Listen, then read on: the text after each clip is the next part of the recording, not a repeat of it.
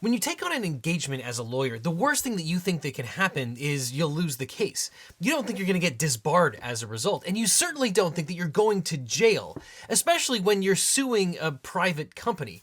But some people have accused Chevron, the oil company, of doing just that, putting lawyer Steven Donziger in jail for his lawsuit against them. But is that what really happened? And is that what happened in this particular case? Well, once upon a time, lawyer Steven Donziger famously won a case against Chevron for polluting the Amazonian rainforest in the Ecuador. He won billions of dollars. But Donziger has been disbarred, is under house arrest, and the plaintiffs in that case have never been paid. And now the eyes of the legal world are on New York City, where Donziger's contempt of court trial has captured the attention of celebrities, legal commentators, and social media. So what is the Steven Donziger case all about? Hey Legal Eagles, it's time to think like a lawyer under house arrest, because that's where Steven Donziger has been while he awaits the outcome of a contempt of court trial that stems from a case he started way back in 1993. So today we're going to analyze the Chevron versus Steve Donziger ordeal. How did we get here? Who bribed whom? And who is the real threat to the rule of law? Former attorney Steve Donziger or Chevron Oil? But to understand what's happening right now in New York, we have to understand what some people call the Amazon Chernobyl. The Donziger saga involves two different legal disputes. First, there was the case where indigenous people from Ecuador sued Chevron for destroying parts of the Amazon rainforest. Steve Donziger was their lawyer, and although the plaintiffs won, they have been unable to collect the $9.5 billion for legal issues that we'll talk about in a second. The second dispute is Chevron's civil case against Donziger himself, where the company has accused him of fraud and bribery in violation of American racketeering laws. Donziger lost this lawsuit and then failed to comply with multiple court orders. That led to contempt of court charges, and this is why Donziger is currently on trial.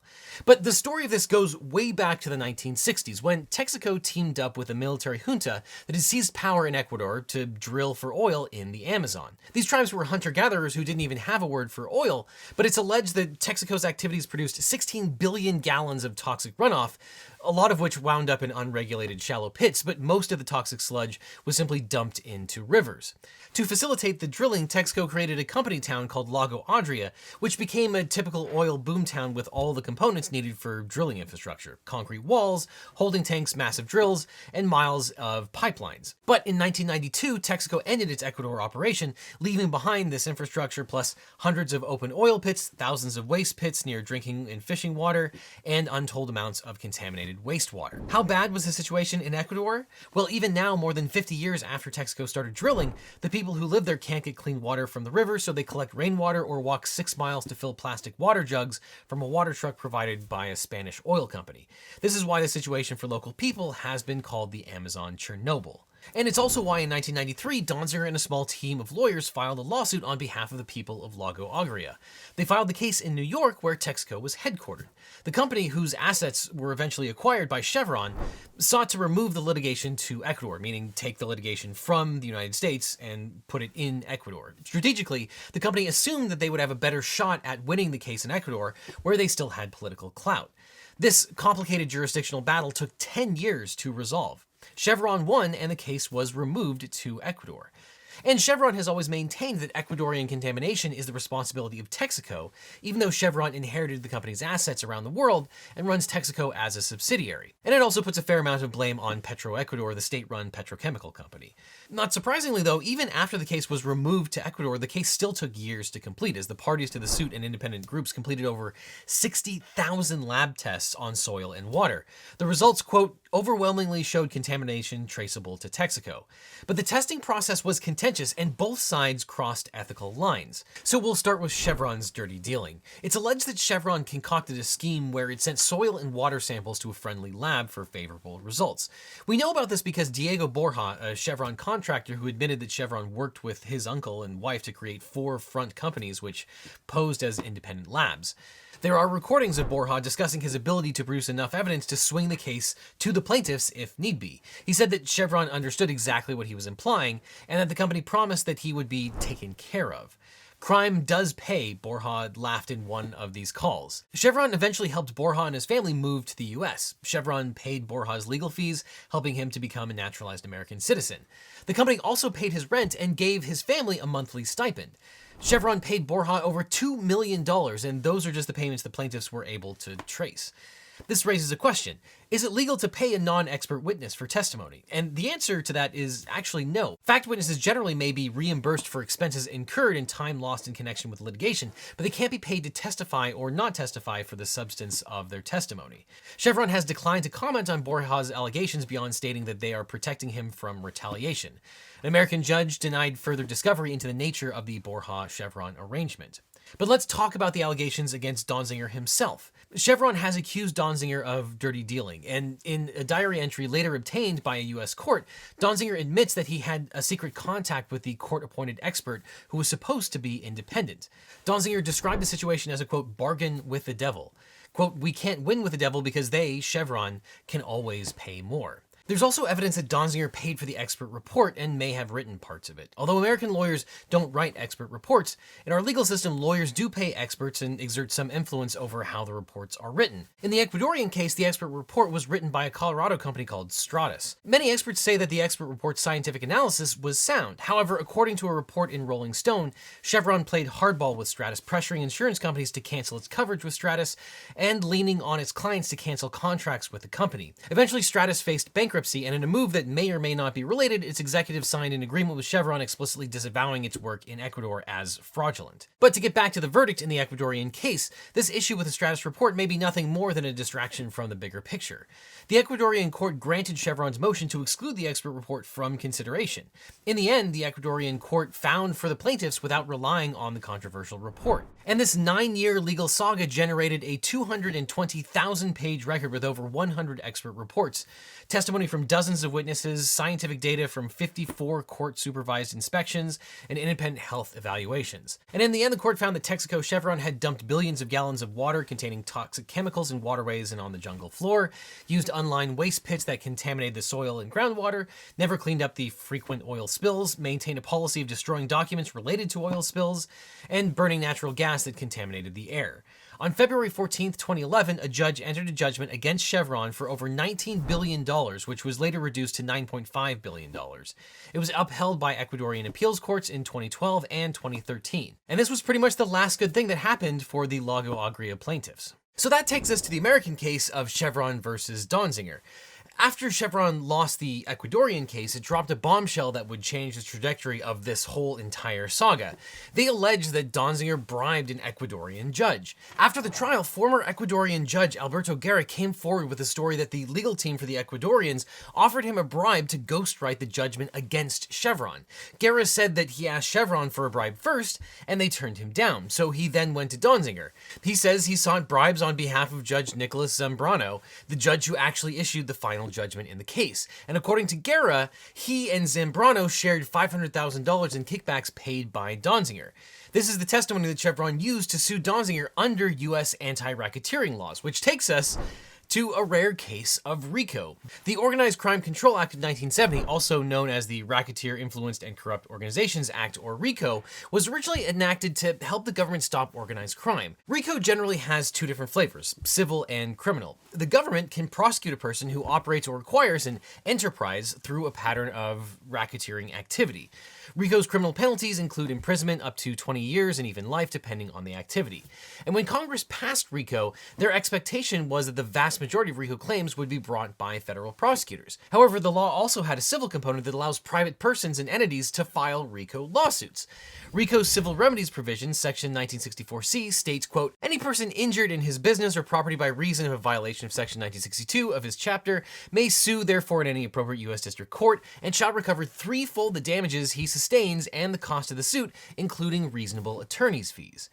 Chevron, as a private party and person, used this section to argue that the Ecuadorian verdict was obtained fraudulently. And while the Ecuadorian verdict was upheld on appeal in Ecuador, Chevron doesn't need an Ecuadorian court. All it needed to do was cast doubt on the original legal proceedings, which would of course help them to avoid paying a judgment in the United States. So let's talk about Guerra's testimony here. In 2011, Chevron sued Donziger and the plaintiffs, alleging fraud and using Guerra's testimony to prove its case. During the litigation, Guerra admitted that when he was a judge, he accepted bribes and fixed cases.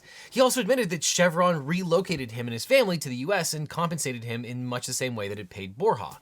However, Chevron says Guerra legitimately feared for his life and facilitated a move to the United States to protect him. Erwin Chemerinsky, basically the guy that everyone learns constitutional law from in law school, and also the dean of the University of California Irvine School of Law, signed a declaration criticizing the Guerra evidence. Quote, if a party or its counsel were permitted to pay a testifying witness for physical evidence beyond the reasonable value of that evidence, and to pay the witness a salary in exchange for an agreement to testify, there would be little left to the rule against compensating fact witnesses. That is precisely what has occurred here. Notwithstanding, U.S. District Judge Lewin Kaplan found clear and convincing evidence that Donziger and the plaintiffs committed fraud, bribery, and extortion to obtain judgment over Chevron. Quote, Guerra on many occasions has acted deceitfully and broken the law, but that does not necessarily mean that it should be disregarded wholesale. Judge Kaplan also issued an injunction barring the Ecuadorian plaintiffs from enforcing the judgment in American courts. Now, Chevron leveraged the Kaplan decision and the Guerra evidence internationally, convincing an arbitration tribunal in The Hague that the Ecuadorian judgment violated Chevron's rights. Interestingly, at the arbitration in front of The Hague, Guerra recanted his testimony again and claimed that he lied about the whole kickback scheme. He claims he approached Chevron with an offer to manufacture testimony, and to increase his bargaining position, he told Chevron plaintiffs offered him a bribe. And Guerra testified that Chevron promised to pay him for making up a story. During his testimony, Guerra admitted that he has no evidence of the alleged bribes, and forensic experts from both parties agree that the draft judgment was never found on either Steve Donziger's or Guerra's computer. But similar to the American courts, the Hague Tribunal ruled that no court should enforce the judgment because parts of it were corruptly ghostwritten in return for the promise of a bribe. Now, after Judge Kaplan's ruling, Donziger appealed to the U.S. Court of Appeals for the Second Circuit, which is the Court of Appeals is one step below the Supreme Court. Donziger argued that Judge Kaplan's expansive reading of the RICO statute was not supported by case law. The Second Circuit disagreed, finding that Section 1964 was meant to allow private citizens to be prosecutors or attorneys general in this private right of action. Quote, Section 1964, subsection A, gives federal courts jurisdiction to hear RICO claims and sets out general remedies, including injunctive relief. Subsection B makes it clear that the court, on the application of the attorney general, has authority to grant temporary injunctive relief even before its final adjudication, and subsection C provides a private right of action for any person injured in his business or property by reasons in violation of Section 1962. The Second Circuit held that there is no legal principle that stops a U.S. court from granting a company relief from a foreign verdict, and Judge Kaplan's orders certainly aided Chevron's attempts to avoid judgment. And not only did this injunction bar any U.S. court from enforcing the judgment, it also set up a constructive trust that would hold any proceeds the plaintiffs obtained anywhere else in the world. Now, some have criticized this strategy and the Second Circuit's decision as giving private actors like corporations another way to go after people who criticize their actions. In the context of free speech,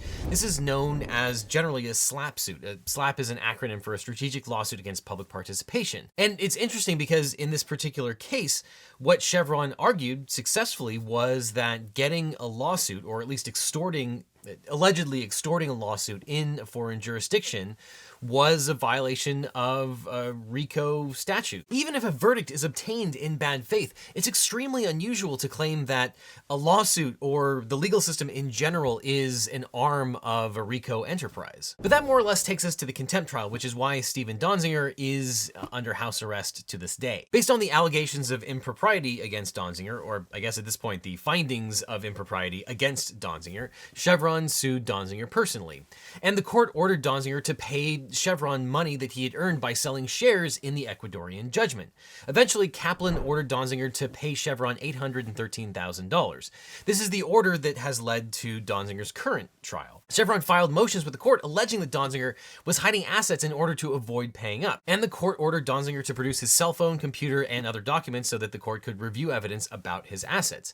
Donziger refused to comply with the court's discovery orders. He argued that the materials would reveal decades of communications he had had with his clients, which arguably would be protected by attorney-client privilege. And while that might be true, even if this information would reveal some protected communications, courts deal with this kind of sensitive information all the time. Judges often review the material in camera, which means only the court is looking at these documents, and they often allow redactions, and they can issue orders preventing the other side from seeing protected information.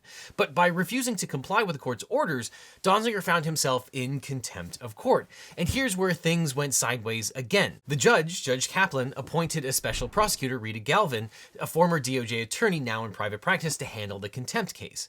Galvin's role was to prosecute on behalf of the court. The Manhattan AUSA twice case told the judge that it was overtaxed and didn't have any lawyers to spare in this contempt trial. Kaplan went ahead with the prosecution using Galvin. And something else that's unusual, the maximum penalty for misdemeanor contempt of federal court in this situation is about 6 months in prison. However, the judge ordered Donziger to be held under home confinement because he's allegedly a flight risk due to his interests in Ecuador. Donziger has been under house arrest for more than 600 days, more than 4 times the length of time that he could be confined in prison if he was convicted of the offense. Donziger's supporters, which include Nobel laureates and international law organizations, said that this is unprecedented for a federal misdemeanor case. They and Donziger also argue that given the punitive nature of this prosecution, he's entitled to a trial by jury. The court has disagreed, so Donziger's fate will be decided by a judge. Thus, Donziger appears to be in a catch-22 situation. He's been confined for more than the time that he could be sent to jail and is on the hook for $800,000. Meanwhile, the facts that have been established in the American federal court say that he bribed a judge, and the Supreme Court has denied Donziger's petition for certiorari. So this means that the Rico case is over. So the criminal contempt case is an offshoot of Chevron civil action against Donziger. In that case, Judge Kaplan ruled that Donziger obtained the $8.6 billion judgment in Ecuador against Chevron through fraudulent and corrupt means. Judge Kaplan's judgment enjoined Donziger from enforcing the Ecuadorian judgment in the United States or attempting to profit from it. Donziger appealed his case to the Supreme Court, which did not grant certiorari, which means the Supreme Court did not take up the case. And that meant that Chevron won the case and could move on to enforce the judgment of the court. And when a plaintiff wins a judgment, the next steps usually include determining what assets the defendant has to satisfy the monetary judgment. Against that backdrop, Judge Kaplan ordered Donziger to transfer to Chevron all property that he had or might later obtain that could be traced to the Ecuadorian judgment. And in 2018, Chevron initiated post-judgment discovery to identify assets available to enforce its judgment against Donziger. So discovery can come at the beginning of a case before the case is over, and it can also come after the case when, you have to figure out how you're going to get the money from the person that you just won the money against. And the court also ordered discovery to assess Donziger's compliance with the judgment's injunctive provisions. Donziger resisted this discovery, refusing to provide the requested information and refusing to transfer property. He sent a letter to Judge Kaplan stating that he would prefer to be found in contempt of court and then challenge the contempt findings in court proceedings. The judge said Donziger should turn over his electronic devices to a forensic expert so they could be imaged and examined for responsive documents.